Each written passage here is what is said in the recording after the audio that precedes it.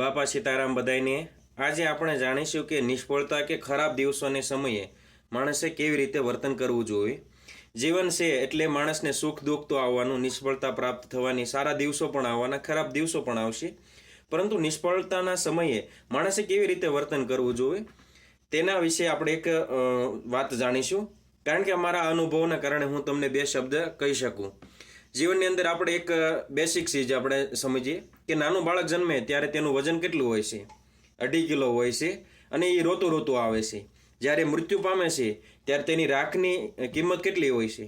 2.5 kilo જ હોય છે તેનું વજન અને નાના બાળકનું વજન બેયનું 2.5 કિલો જ વજન હોય છે।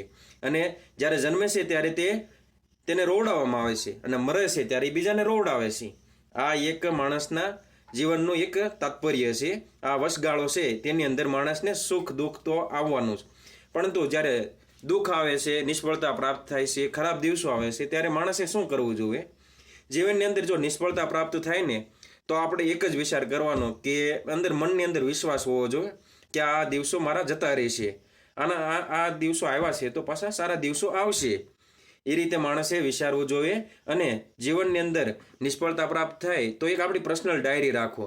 જીવનની અંદર જો સુખ દુઃખમાં સાથ આપે ને તો પર્સનલ ડાયરી સાથ આપે, કારણ કે આ મારા અનુભવ છે અને મેં અનુભવ કરેલા છે।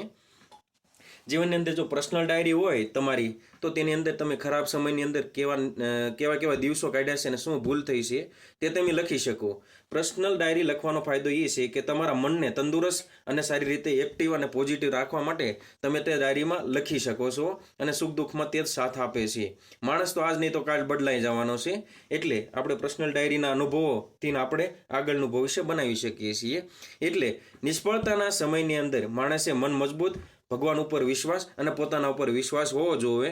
બસ આપણી એક સંગત સારી રાખવી જોઈએ। જીવનની અંદર જો સફળતાના વિભાગમાં વયા ગયા તો બધા માણસો સફળતા વિશે જ વિચારશે, પરંતુ જે ખરાબ આદતો કે દોસ્તો કે ખરાબ જગ્યાએ આપણે છીએ તો આપણા મનમાં ખરાબ વિચારો જ આવવાના છે। એટલે મેઇન પોઈન્ટ એક સંગતનું પણ બહુ જ ફરક પડે છે। એટલે માણસે જીવનની અંદર નિષ્ફળતા પ્રાપ્ત થતી હોય ત્યારે સફળતાનો રસ્તો ગોતવો જોઈએ। બસ પોતાના ઉપર મનની અંદર વિશ્વાસ હોવો જોઈએ કે આ સમય મારો જતો રહેશે અને હું સારા દિવસો લાવીશ, મારી ભૂલ શું છે તે સમજાઈ જાય અને ભવિષ્ય સારું બનાવે, પોતાનો રસ્તો સારો બનાવે, તે જ માણસ આગળ વધી શકે। બસ આટલું જ તે। તમને આ મોટિવેશન વિડીયો કેવો લાગ્યો તે મને જરૂર કહેજો। રામ રામ ને સીતારામ।